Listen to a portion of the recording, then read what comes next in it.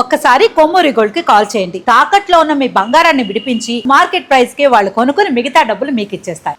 ఓం గంగణపతే నమ, ఐం సరస్వతి నమ, శ్రీమాత్రే నమ, దుందుర్గాయ నమ, క్రీం క్రీం మహాకాళికాయ నమ. ఓం నమ శివాయ శివాయ గురువే నమ.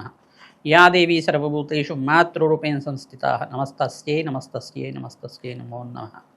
క్రీం క్రీం మహాకాళికాయ నమ, క్లీం కృష్ణాయ గోవిందాయ గోపీజన వల్లభాయ శ్రీకృష్ణ పరబ్రహ్మణే పరంజ్యోతిషే నమ. శ్రీరామ జయ రామ జయ జయ రామ రామాయ నమః. రామ దత్తాత్రేయాయ నమః. యూట్యూబ్ ప్రేక్షకులకి అందరికీ కూడా నమస్కారం అండి. నేను పాలపర్తి గున్నా శర్మ. ఈ రోజున మనం చెప్పబోయే విషయం ఏంటిదంటే, ప్రధానంగా కంటెంట్ అంతా కూడా ఈ యొక్క ఏప్రిల్ నెల వార ఫలితాల్లో భాగంగా మనం అంతా కూడా విశ్లేషణ చేసుకోవడం జరుగుతుంది. ప్రధానంగా రెండో వారం ఫలితాలంతా కూడా ఏ రకంగా మేషాది ద్వాదశ రాశుల వాళ్ళకి ఈ యొక్క వార ఫలితాల్లో భాగంగా విశ్లేషణ చేసి పరిష్కారం చెప్పడం జరుగుతుంది. ప్రధానంగా చూసుకుంటే గోచార చక్రంలో అంతా కూడా ఈ యొక్క గ్రహస్థితి ఈ రకంగా ఉంది. మీనరాశిలో అంతా కూడా అంగారకుడు, శనీశ్వరుడు మరియు బుధుడు యొక్క సంచారం జరుగుతుంది. రాహు యొక్క సంచారం అంతా కూడా కుంభరాశిలో జరుగుతుంది.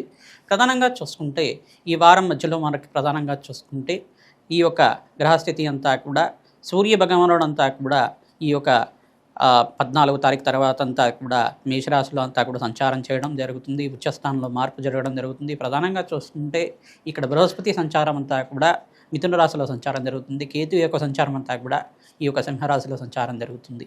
ప్రధానంగా శుక్రుడు అంతా కూడా ఈ మాసంలోనే ప్రధానంగా చూసుకుంటే తన సొంత రాశి అయిన వృషరాశికి అంతా కూడా మారడం జరుగుతుంది. తద్వారా అష్టైశ్వర ప్రాప్తి కలగడానికి ఆస్కారం ఉంటుంది. ఈ వారంలో ప్రధానంగా గ్రహస్థితి అంతా కూడా చూసుకుంటే చంద్రుడు అంతా కూడా ఈ రకంగా మారడం వల్ల గజకేసరి యోగం అంతా కూడా సిద్ధించడానికి ఆస్కారం ఉంటుంది. ప్రధానంగా ఈ యొక్క బృహస్పతి అనుగ్రహం వల్ల కొన్ని రాశుల వాళ్ళకి గురుకటాక్షం అంతా కూడా సిద్ధించడానికి, కార్యసిద్ధి కలగడానికి ఆస్కారం ఉంటుంది. ఈ యొక్క గ్రహస్థితి కేంద్రంగా అంతా కూడా చూసుకుని మేషాది ద్వాదశ రాశుల వాళ్ళకి ఎటువంటి ఫలితాలు వస్తాయి సంపూర్ణంగా విశ్లేషణ చేయడం జరుగుతుంది. మీ వృత్తిరీత్యా, ఉద్యోగరీత్యా, వ్యాపారరీత్యా ఎటువంటి పరిష్కారం ఆచరిస్తే కనుక అఖండ ఐశ్వర్య ప్రాప్తి కలుగుతుంది. ఆకస్మికంగా ధనయోగ ప్రాప్తి కలుగుతుంది. ప్రధానంగా ఈ యొక్క గ్రహస్థితి మెరుగుపడడానికి ఎటువంటి పరిష్కారాలంతా కూడా ఆచరించాలి, ఏ గ్రహానికంతా కూడా దానాది కార్యక్రమాలు ఆచరించుకోవాలి అంతా కూడా విశ్లేషణ చేసుకొని మేషాది ద్వాదశ రాశి వాళ్ళకంతా కూడా పరిష్కారం చెప్పడం జరుగుతుంది. నేను చెప్పే పరిష్కారం అంతా కూడా గోచార చక్రవశాత్ అంతా కూడా ఉంటుంది. మీ జన్మ జాతకమే ప్రధానమైన జాతకంగా ఉంటుంది. కావున గోచార చక్రాన్ని మరియు ఈ యొక్క జన్మజాతకాన్ని రెండు అన్వయం చేసుకొని చూసుకోవాలి. ప్రతినిత్యం కూడా గోమాత సేవ చేయడం వల్ల మీకంతా కూడా అదృష్ట యోగం సిద్ధిస్తుంది.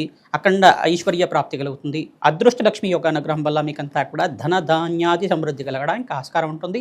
తద్వారా మీరంతా కూడా జాతకరీత్యా ఉన్న దోషాలకంతా కూడా పరిష్కారం ఆచరించుకుంటూనే గోచారీత్య గ్రహస్థితి అంతా కూడా మెరుగుపడడానికి ఆస్కారం ఉంటుంది. కావున ఈ పరిష్కారం అంతా కూడా ఆచరిస్తే కనుక శీఘ్ర ఫలితాలు పొందుతారు. మీనరాశి జాతకులకి ఏప్రిల్ నెల వార ఫలితాల్లో భాగంగా రెండో వారంలో ఎటువంటి గ్రహస్థితి అంతా కూడా అనుకూలిస్తుందో విశ్లేషణ చేయడం జరుగుతుంది. ఈ వారంలో మీకు స్వల్పంగా గ్రహస్థితి అంతా అనుకూలంగా లేదు. ఏలినాటి శని ప్రభావంలో ఉన్నారు కావున శనీశ్వరుడు దోష నివారణార్థం మీరంతా కూడా తైలాభిషేకం చేయడం, తిలలు దానం చేసుకోవడం యొక్కరంగా ఉంటుంది. ఇక్కడ రాశిలో అంతా కూడా శత్రుగ్రహమైన అంగారకుడు అంటే శనీశ్వరుడికి అంగారకుడికి ప్రధానంగా కొంచెం మిశ్రమైన ఫలితాలు ఉంటాయి. అందుకని చెప్పేసి ఇక్కడ అంగారకుడు శనీశ్వరుడు కలిగి జరుగుతుంది. బుధ భగవానుడు కూడా నీచస్థానంలో సంచారం చేస్తున్నారు కావున సప్తమాధిపతి నీచస్థానంలో సంచారం చేయడం గృహంలో కొంచెం చికాకులు జరగడం కానీ, మీ కొలీగ్స్తో కానీ, ఆఫీస్లో కానీ చిన్న చిన్న మనస్పర్ధలు జరగడానికి కానీ అవకాశం ఉంటుంది. ప్రధానంగా జాబ్ రొటేషన్ కూడా జరగడానికి ఆస్కారం ఉంటుంది. ప్రధానంగా ఇటువంటి గ్రహస్థితి అంతా కూడా అనుకూలత లేదు కావున నవగ్రహాలకు అభిషేకం చేయడం, పరమేశ్వరుడికి అంతా ప్రీతికరంగా ఈ యొక్క అభిషేకాది కార్యక్రమాలు, అన్నాభిషేకం చేయడం, ప్రదోష కాలంలో అభిషేకం చేయడం, ఫలోదక అభిషేకాలు చేసుకోవడం, నారికెల జలంతో కావచ్చు మరియు ద్రాక్షరసంతో అయినా కావచ్చు. ప్రధానంగా ఈ యొక్క పరమేశ్వరుడు ప్రీతికరంగా అభిషేకాది కార్యక్రమాలు విశేషంగా అర్చించిన వాళ్ళకి మంచి ఫలితాలు పొందుతారు. శంకుపూలతోటి, మారేడు దళాలతోటి పరమేశ్వరుడు అర్చించడం వల్ల అఖండ లాభాలు గణించడానికి ఆస్కారం ఉంటుంది.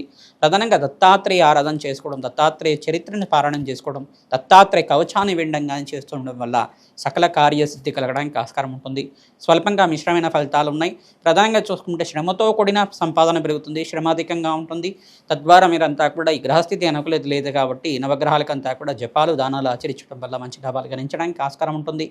రాజశ్యామల యజ్ఞాధికృతులు కానీ లక్ష్మీ కుబేర శాంతి హోమాది కార్యక్రమాలు కానీ ఆచరించడం వల్ల మంచి ఫలితాలు పొందుతారు. దత్తాత్రేయాయ స్మరణమాత్రేణ సంతుష్టాయ నమః నామాన్ని జపాన్ని ఆచరించండి.